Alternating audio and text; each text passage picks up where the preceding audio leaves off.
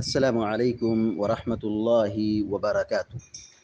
الحمد لله رب العالمين والعاقبة للمتقين، والصلاة والسلام على أشرف الأنبياء والمرسلين نبينا محمد وعلى آله وصحبه أجمعين ومن تبعهم بإحسان إلى يوم الدين، أما بعد.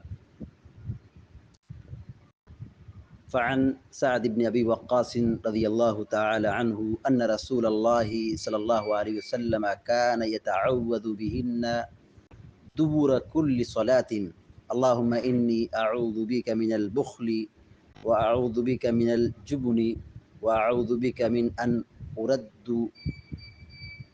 أرد إلى أرذل العمر وأعوذ بك من فتنة الدنيا وأعوذ بك من عذاب القبر.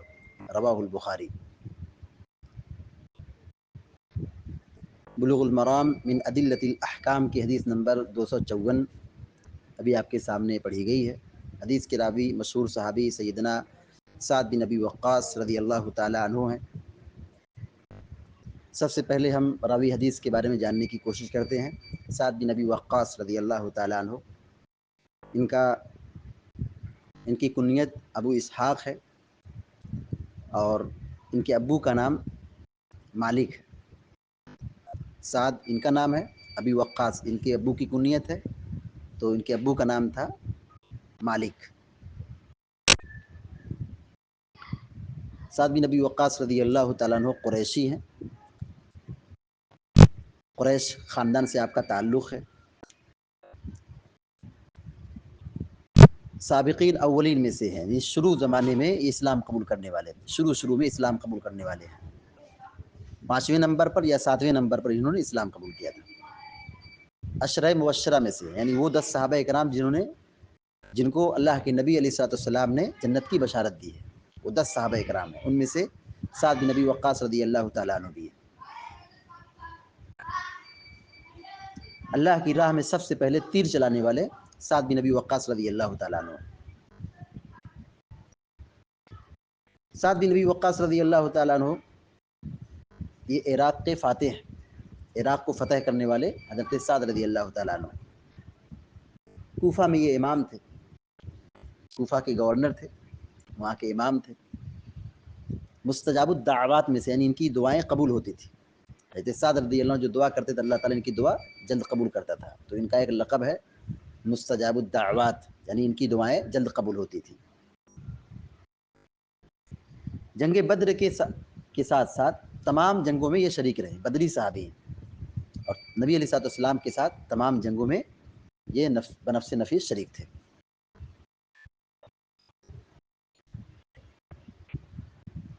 سعد بن ابی وقاص رضی اللہ تعالیٰ عنہ، ان کی بڑی خصوصیات اور ان کی بڑی قربانیاں ہیں. ان کی عظمت اور ان کی منقبت اور ان کی حیثیت کو جاننے کے لیے بس اتنی ہی بات کافی ہے کہ عمر بن خطاب رضی اللہ تعالیٰ عنہ تو جب زخم لگا اور آپ بیمار ہو گئے اور بستر پکڑ لیے، تو مسئلہ خلافت کا تھا. حضرت عمر بن خطاب رضی اللہ تعالیٰ عنہ نے 6 لوگوں کا نام ذکر کیا تھا، کہا تھا کہ ان میں سے جس پر سب لوگ متفق ہوں ان کو خلافت کی ذمہ داری دے دی جائے. ان میں سے 6 لوگوں میں سے حضرت سعد بن ابی وقاص رضی اللہ تعالیٰ عنہ کو بھی ایک نام تھا. علی بن ابی طالب، عثمان بن عفان، عبد الرحمن بن عوف، سعد بن ابی وقاص، زبیر بن عوام، طلحہ بن عبید اللہ. یہ 6 صحابہ کرام تھے جن کے بارے میں حضرت عمر رضی اللہ تعالیٰ عنہ کا مشورہ تھا کہ خلافت کی ذمہ داری ان میں سے کسی ایک کو صحابہ کرام کے اتفاق سے اور ان کی رائے سے دے دی جائے. بہرحال سعد بن ابی وقاص رضی اللہ تعالیٰ عنہ ان 6 خوش نصیب میں سے تھے. سعد بن ابی وقاص رضی اللہ تعالیٰ عنہ 70 سے زائد سال دنیا میں زندہ رہے، یعنی ان کی عمر 70 سے زائد تھی. سن 55 ہجری میں ان کی وادی عقیق، مدینہ میں ایک جگہ ہے وادی عقیق، وہاں پہ ان کی وفات ہوئی اور پھر وہاں سے ان کو مدینہ لایا گیا. وادی عقیق یہ کیا ہے، آبادی سے تھوڑا باہر تھا. پھر وہاں سے مدینہ ان کو اٹھا کر کے لایا گیا اور بقیع میں آپ کو دفن کیا گیا۔ 215 حدیثیں آپ سے مروی ہیں، سعد بن ابی وقاص رضی اللہ تعالیٰ عنہ سے 215 حدیثیں مروی ہیں۔ سعد بن ابی وقاص رضی اللہ تعالیٰ عنہ یہ سابقین اولین میں سے تھے، 17 سال کے نوجوان تھے، اسی وقت انہوں نے اسلام قبول کر لیا تھا، اور پوری زندگی اور پوری جوانی اور پوری زندگی انہوں نے اسلام کی راہ میں گزاری ہے اور اسلام کی بڑی خدمت کی ہے، بڑی قربانی دی ہے۔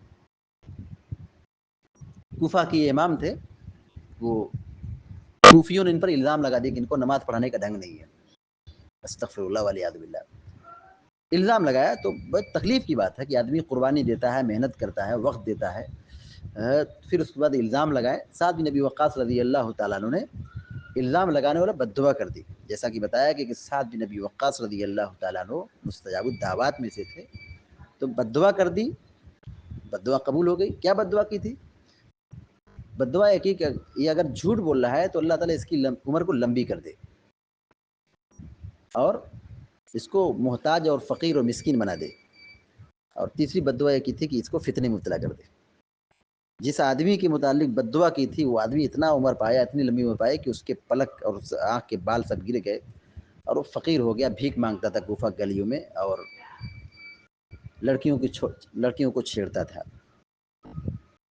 تو سعد بن ابی وقاص رضی اللہ تعالیٰ عنہ کی بد دعا قبول ہو گئی۔ تو اماموں سے بلا وجہ دشمنی نہیں کرنا چاہیے اور کسی کو تنگ نہیں کرنا چاہیے اور کسی پر غلط الزام نہیں لگانا چاہیے، بے بنیاد الزام نہیں لگانا چاہیے، عزت سے نہیں کھیلنا چاہیے۔ اب آئیے حدیث کی طرف۔ حضرت سعد بن ابی وقاص رضی اللہ تعالیٰ عنہ بیان کرتے ہیں ان رسول اللہ صلی اللہ علیہ وسلم کان یتعوذ بہن دبر کل صلاۃ۔ ایک بات حضرت سعد بن ابی وقاص کے بارے میں بھی بتلا دیتا ہوں کہ جب ان کی وفات کا وقت آیا تو ان کا بیٹا عامر تھا، رونے لگا۔ سعد بن ابی وقاص رضی اللہ تعالیٰ عنہ کہا بیٹا رو مت، اللہ تمہارے والد کو عذاب نہیں دے گا، مجھے اس کپڑے میں کفن دینا، پرانا کپڑا تھا، کہا اس کپڑے میں مجھے کفن دینا، کیونکہ اللہ تعالیٰ نے ہم کو جنت کی بشارت اور مغفرت کا اعلان اسی کپڑے میں کیا تھا، کیونکہ یہ وہ لباس تھا جس کو پہن کر کے حضرت سعد بن ابی وقاص رضی اللہ تعالیٰ عنہ نے جنگ کیا تھا، جنگ بدر میں انہوں نے شرکت کی تھی، جنگ بدر کی لڑائی اسی لباس میں پہن کے کی تھی۔ تو سعد بن ابی وقاص رضی اللہ تعالیٰ عنہ کا حسن ظن دیکھیے اللہ تبارک و تعالیٰ کے تعلق سے، اللہ رب العالمین کے تعلق سے ہمیشہ حسن ظن رکھنا چاہیے، اور موت کے وقت تو کافی زیادہ حسن ظن رکھنا چاہیے، خیر کی امید رکھنا چاہیے۔ بہرحال آئیے حدیث کی طرف۔ وعن سعد بن ابی وقاص رضی اللہ تعالی عنہ ان رسول اللہ صلی اللہ علیہ وسلم کان یتعوذ بہن دبر کل صلاۃ۔ حضرت سعد بن ابی وقاص رضی اللہ تعالیٰ روایت بیان کرتے ہیں کہ اللہ کے رسول صلی اللہ علیہ وسلم ہر نماز کے بعد، ہر نماز کے اخیر میں یا ہر نماز کے بعد تعوذ پڑھتے تھے، پناہ طلب کرتے تھے، یتعوذ پناہ طلب کرتے تھے، تعوذ یتعوذ پناہ طلب کرنا، پناہ لینا، پناہ طلب کرنا، بہن ان کے ذریعے سے، دبورا کل صلاۃ، دبر مانے پچھلا حصہ، دبر مانے پچھلا حصہ، عربی میں دبر مقعد کو کہتے ہیں، پچھلی شرمگاہ کو کہتے ہیں، مطلب کیا ہے؟ آخری حصہ، نماز کا آخری۔ تو نماز کا آخری کا دو مطلب ہوا، نماز کے بالکل بعد یا نماز سے تھوڑا پہلے، سلام سے پہلے۔ کان یتعوذ بہن، آپ صلی اللہ علیہ وسلم پناہ طلب کرتے تھے، بہن ان کلمات کے ذریعے، ابھی جو آگے دعا آ رہی ہے، دبورا کل صلاۃ، ہر نماز کے اخیر میں یا ہر نماز کے بعد، سلام سے پہلے کرتے تھے یا سلام کے بعد کرتے تھے، یا دونوں جائز ہے، نماز سے پہلے بھی کر لیں تو بھی درست ہے، فرض نماز کے بعد کر لیں یہ بھی درست ہے۔ کل مانے ہر، صلاۃ مانے صلاۃ، نماز۔ اللہم انی اعوذ بک من البخل، اللہم اے اللہ، انی میں بے شک میں، اعوذ میں پناہ میں آتا ہوں، میں پناہ طلب کرتا ہوں، بکا تجھ سے، من البخل بخیلی سے، بخل سے، اے اللہ میں تیری پناہ لیتا ہوں بخل سے، اللہم انی اعوذ بک من البخل، اے اللہ میں تیری پناہ لیتا ہوں بخل سے، یا میں تجھ سے پناہ طلب کرتا ہوں بخیلی سے۔ کیا مطلب ہے؟ یعنی بخیلی بہت خطرناک مرض ہے، اس سے اللہ کے نبی علیہ الصلوۃ والسلام نے اللہ کی پناہ طلب کی ہے۔ بخیلی کیا ہے؟ حق کو روک لینا۔ اللہ نے مال دیا ہے، اللہ کی راہ میں خرچ کرنا چاہیے، زکوٰۃ دینا چاہیے، حج کرنا چاہیے، عمرہ کرنا چاہیے، صدقہ ہاں زکوٰۃ اور مالی عبادات اور انجام دینا چاہیے، لیکن آدمی کیا کرتا ہے؟ حق روک لیتا ہے، بخیلی کرتا ہے۔ تو گویا کہ وہ مال کی محبت میں اور دنیا کی محبت میں گرفتار ہے، اور اللہ کی عبادت اور اللہ کا شکر ادا نہیں کر رہا ہے۔ اللہ کے نبی علیہ الصلوۃ والسلام بخیلی سے اللہ کی پناہ طلب کرتے تھے۔ تو بخل بہت سنگین اور خطرناک مرض ہے۔ وَأَعُوذُ بِكَ مِنَ الْجُبْنِ، اور اے اللہ میں تیری پناہ میں آتا ہوں بزدلی سے، اور میں تیری پناہ لیتا ہوں بزدلی سے۔ جبن مانے بزدلی۔ بزدلی یہ کیا ہے؟ بہادری کی ضد ہے۔ آدمی بزدل ہو جائے، ہمت ہار لے، کاہل بن جائے، تب تو آدمی ہار گیا۔ انسان ہمیشہ کیا ہو؟ پرفیکٹ ہو، طاقتور ہو، تندرست ہو، بزدلی نہ دکھائے، بہادری دکھائے۔ بزدلی سے آدمی ذلیل ہوتا ہے، بزدلی سے آدمی تباہ ہوتا ہے، حق مارا جاتا ہے، پریشان ہوتا ہے، ذہنی ڈپریشن کا شکار ہوتا ہے۔ تو بزدلی بری چیز ہے۔ تو بزدلی سے اللہ کے نبی علیہ الصلوۃ والسلام اللہ کی پناہ طلب کرتے تھے۔ اللہم انی اعوذ بک من الجبن، اے اللہ میں تیری پناہ میں آتا ہوں بزدلی سے، تیری پناہ لیتا ہوں بزدلی سے۔ وَأَعُوذُ بِكَ من ان ارد الى ارذل العمر، الى ارذل العمر۔ ارد میں لوٹایا جاؤں، ارد کا معنی کیا ہوگا؟ ارد میں لوٹایا جاؤں، واپس کیا جاؤں۔ الى ارذل العمر، ارذل خسیس، ذلت آمیز، عمر بنے عمر،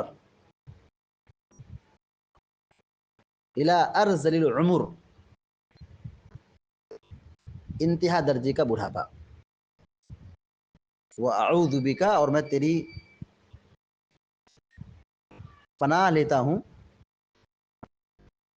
رذیل ترین عمر سے، رذیل ترین عمر سے، یعنی آدمی بالکل بوڑھا ہو جائے، بہت زیادہ بوڑھا ہو جائے کہ آدمی کا چلنا پھرنا اٹھنا بیٹھنا پیشاب پاخانہ غسل یہ سب کیا ہو؟ مشکل ہو جائے، پریشان کن ہو جائے۔ تو ایسی زندگی کیا ہوتی ہے؟ عذاب بن جاتی ہے، آدمی اپنے آپ سے پریشان ہوتا ہے۔ آدمی چل رہا ہے، پھر رہا ہے، دوڑ رہا ہے، بھاگ رہا ہے، کیا ہے یہ؟ بہت بڑی نعمت ہے۔ آدمی بوڑھا ہو گیا، نہ چل سکتا ہے، نہ اٹھ سکتا ہے، نہ بیٹھ سکتا ہے، نہ پیشاب پاخانہ کھانا پینا اٹھنا جاگنا سونا سب کیا ہے؟ تکلیف ہے۔ یہ بیماری، یہ زندگی کیا ہے؟ عذاب ہے، مصیبت ہے، پریشانی ہے، بہت دشوار گزار ہے۔ اللہ کے نبی علیہ الصلوۃ والسلام ایسی زندگی سے پناہ طلب کرتے تھے۔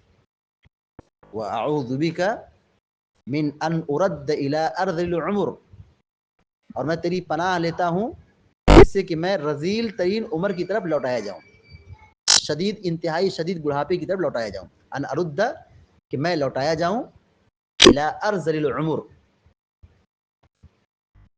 انتہائی بڑھاپے کی طرف، رذیل ترین عمر یعنی شدید قسم کا بڑھاپا، اس کی طرف لوٹایا جاؤں، یعنی دوبارہ لوٹایا جاؤں۔ جیسے بچہ چھوٹا ہوتا ہے، بچہ چھوٹا ہوتا ہے تو وہ محتاج ہوتا ہے، ایسے جب بوڑھا ہو گیا تو بھی محتاج ہو گیا۔ تو یہ ارذل العمر ہے، یہ سب سے رذیل ترین عمر ہے، کیونکہ آدمی اس میں ہر لمحے کا محتاج ہوتا ہے۔ وَأَعُوذُ بِكَ مِنْ فِتْنَةِ الدُّنْيَا، اور میں دنیا کے فتنے سے تیری پناہ چاہتا ہوں، اور میں دنیا کے فتنے سے تیری پناہ چاہتا ہوں۔ دنیا کا فتنہ کیا ہے؟ دنیا کا فتنہ یہ ہے کہ آدمی کا دین خطرے میں ہو، آدمی کا دین خطرے میں ہو، یا دنیا کی زندگی تنگ ہو، مصیبت ہو، فتنہ ہو، اور آج ہر قسم کے فتنے ہیں، انحراف کا فتنہ ہے، شرک کا فتنہ ہے، بے حیائی کا فتنہ ہے، ارتداد کا فتنہ ہے، تو دنیا کے ہر فتنے سے میں محفوظ ہوں۔ وَأَعُوذُ بِكَ مِنْ عَذَابِ الْقَبْرِ، اور میں تیری پناہ طلب کرتا ہوں عذاب قبر سے۔ قبر کا عذاب برحق ہے، گنہگاروں کو اللہ تبارک و تعالیٰ ان کی قبروں میں عذاب دیتا ہے، تو عذاب قبر سے اللہ کے نبی علیہ الصلوۃ والسلام پناہ طلب کرتے تھے، تو قبر کا عذاب برحق ہے۔ رواہ البخاری، بخاری شریف کی روایت ہے۔ حدیث کا ترجمہ پھر سے دیکھیے، وعن سعد بن ابی وقاص رضی اللہ تعالی عنہ ان رسول اللہ صلی اللہ علیہ وسلم کان یتعوذ بهن دبر كل صلاۃ۔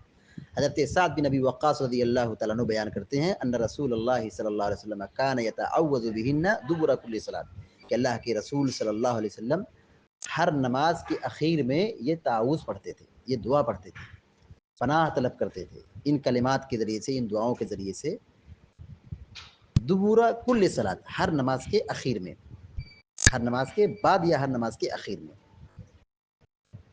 آپ کیا پڑھتے تھے؟ اللہم انی اعوذ بک من البخل، اے اللہ میں تیری پناہ لیتا ہوں یا تیری پناہ طلب کرتا ہوں بخیلی سے، واعوذ بک من الجبن، اور میں پناہ طلب کرتا ہوں، پناہ لیتا ہوں، میں تیری پناہ طلب کرتا ہوں، تیری پناہ لیتا ہوں بزدلی سے، من الجبن بزدلی سے، بزدلی سے، واعوذ بک من ان ارد الى ارذل الامور، اور میں تیری پناہ لیتا ہوں اور تیری پناہ طلب کرتا ہوں اس بات سے کہ میں شدید بڑھاپے کی طرف لوٹایا جاؤں، ان ارد، میں لوٹایا جاؤں، الى ارذل العمر، شدید بڑھاپے کی طرف، شدید بڑھاپے کی طرف، واعوذ بک من فتنۃ الدنیا، واعوذ بک من فتنۃ الدنیا، اور میں دنیا کے فتنے سے تیری پناہ میں آتا ہوں، دنیا کے فتنے سے میں تیری پناہ میں آتا ہوں، واعوذ بک من عذاب القبر، اور عذاب قبر سے تیری پناہ میں آتا ہوں، تیری پناہ طلب کرتا ہوں۔ رواہ البخاری، بخاری شریف کی روایت۔ اللہ کے نبی صلی اللہ علیہ وسلم یہاں پر نماز میں یا نماز کے بعد، نماز ختم کرنے سے پہلے یا نماز ختم کرنے کے بعد 5 چیزوں سے اللہ کی پناہ طلب کرتے تھے۔ جب بندہ ان 5 چیزوں سے محفوظ ہوگا تبھی اس کی زندگی خوشحال ہوگی، اس دنیا میں بھی اور اس دنیا میں بھی۔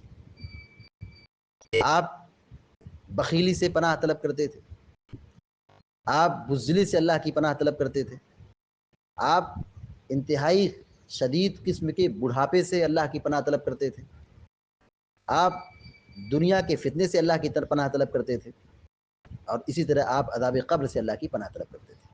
یہ 5 ایسے اعمال ہیں، یہ 5 ایسی چیزیں ہیں جن کی وجہ سے انسان خوشحال اور سکون زندگی حاصل نہیں کر سکتا ہے، اور جب ان 5 چیزوں سے محفوظ ہوگا تبھی وہ کیا ہے، خوشحال اور پرسکون حاصل ہوگا، پرسکون کی زندگی حاصل کرے گا، سکون والی زندگی حاصل کرے گا۔ پہلی چیز ہے بخیلی۔ بخیلی بہت بری چیز ہے، اس میں بخیلی میں ہوس اور لالچ غالب ہوتی ہے، آدمی بخیلی کرتا ہے دنیا اور مال کی محبت کا، وہ دنیا اور مال کی محبت میں گرفتار ہو جاتا ہے۔ اور دوسری چیز ہے بزدلی، بزدلی سے اللہ کی پناہ، کیونکہ جب بزدلی ظاہر کرے گا تو دشمن کے نرغے میں پھنس جائے گا اور پھر وہ کامیاب نہیں ہو سکتا ہے۔ ہمت نہیں ہارنا چاہیے، حوصلہ رکھنا چاہیے، بہادر بننا چاہیے۔ اور تیسری چیز ہے بڑھاپا، شدید قسم کا بڑھاپا، کیونکہ جب بڑھاپا آتا ہے اور شدید قسم کا بڑھاپا کہ آدمی پل پل اور لمحے لمحے کا محتاج ہو جائے، تو اس میں ہمیشہ کھانے پینے، اٹھنے بیٹھنے، سونے جاگنے، طہارت، غسل اور پیشاب پخانہ، ہر لمحے کے لیے، ہر موقع پر بندہ محتاج ہوتا ہے، ایسی زندگی عذاب بن جاتی ہے، اپنے لیے بھی اور اپنے قریبی لوگوں کے لیے بھی۔ چوتھی چیز ہے دنیا کا فتنہ، دنیا کے فتنے سے اللہ کی پناہ۔ دنیا کے بہت سارے فتنے ہیں، سارے فتنے تو یہی ہیں، مال کا فتنہ، دنیا کا فتنہ، ہوس پرستی کا، عہدہ منصب کا فتنہ، اور بے حیائی کا فتنہ، بے حجابی کا فتنہ، عورتوں کا فتنہ، ذمہ داری کا فتنہ، منصب کا فتنہ، دجال کا فتنہ، انحراف کا فتنہ، ارتداد کا فتنہ، ہر فتنے سے اللہ کے نبی علیہ الصلوۃ والسلام اللہ کی پناہ طلب کرتے تھے. تو فتنے سے جو بچے گا وہی کامیاب ہوگا. اور چوتھی اور پانچویں اور آخری چیز جو تھی عذاب قبر ہے. مرنے کے بعد مردے کو جب دفن کیا جاتا ہے قبر میں تو وہاں حساب و کتاب ہوتا ہے، اور اچھا آدمی ہے، نیک آدمی ہے تو وہ کامیاب ہوتا ہے، نہیں تو پھر وہ عذاب قبر کا مستحق ٹھہرتا ہے. تو عذاب قبر برحق ہے، قبر میں آزمایا جاتا ہے، امتحان لیا جاتا ہے. تو جو وہاں کامیاب ہوگا اس کے لیے قبر کا یہ گڈھا جنت کی کیاری بن جائے گی. اور جو وہاں کامیاب نہیں ہوا، وہاں حساب کتاب میں فیل ہو گیا، تو اس کے لیے قبر کا گڈھا جہنم کا گڈھا بن جائے گا، عذاب شروع ہو جائے گا. اللہ کے نبی صلی اللہ علیہ وسلم ہر نماز میں سلام پھیرنے سے پہلے عذاب قبر سے اللہ کی پناہ طلب کرتے تھے. تو عذاب قبر کا فتنہ، عذاب قبر بڑا سنگین قسم کا عذاب ہے. اللہ رب العالمین سے دعا کرتے کہ اللہ تعالی ہم سب کو عذاب قبر سے بچائے. اس حدیث سے جو بات معلوم ہوئی، نمبر 1، اس دعا کو سلام پھیرنے سے پہلے یا سلام پھیرنے کے بعد پڑھنا چاہیے. سلام پھیرنے سے پہلے یا سلام پھیرنے کے بعد پڑھنا چاہیے. سلام پھیرنے سے پہلے کب پڑھیں گے؟ پہلے التحیات پڑھیں گے، پھر درود شریف پڑھیں گے. اس کے بعد اللہم انی ظلمت نفسی، یا اللہم انی اعوذ بک من عذاب القبر، یا اللہم انی اعوذ بک من البخل، یہ جو دعا ہے پڑھ سکتے ہیں. التحیات اور درود کے بعد یہ سب دعائیں پڑھی جا سکتی ہیں. دوسری بات یہ معلوم ہے کہ عذاب قبر برحق ہے. تیسری بات یہ ہے کہ بزدل نہیں بننا چاہیے. چوتھی بات یہ معلوم ہے کہ بخیلی سے دور رہنا چاہیے. اور آخری بات یہ معلوم ہے کہ دنیا کے فتنے سے بچنا چاہیے. اور آخری بات ایک اور نوٹ کر لیں، اللہ سے خیر مانگنا چاہیے. انسان کی زندگی میں بڑھاپا آتا ہے تو شدید قسم کا بڑھاپا، اس سے بچنے کی دعا کرنا چاہیے. شدید قسم کا بڑھاپا جو آئے اس سے اللہ تعالیٰ سے بچنے کی دعا کرنا چاہیے کہ اللہ تعالیٰ ہمیں شدید قسم کے بڑھاپے سے بچائے. کیونکہ یہ شدید قسم کا جو بڑھاپا ہے یہ زندگی نہیں بلکہ یہ عذاب ہے. اللہ تعالیٰ سے دعا ہے کہ اللہ تعالیٰ ہم سب کو، آپ سب کو ہر قسم کے فتنے سے اور ہر قسم کی پریشانی سے محفوظ رکھے. آمین یا رب العالمین. اقول قولی ھذا واستغفر اللہ لی ولکم ولسائر المسلمین فاستغفروه انه الغفور الرحیم. وصلی اللہ علی نبینا محمد وسلم تسلیما کثیرا. السلام علیکم و رحمۃ اللہ وبرکاتہ.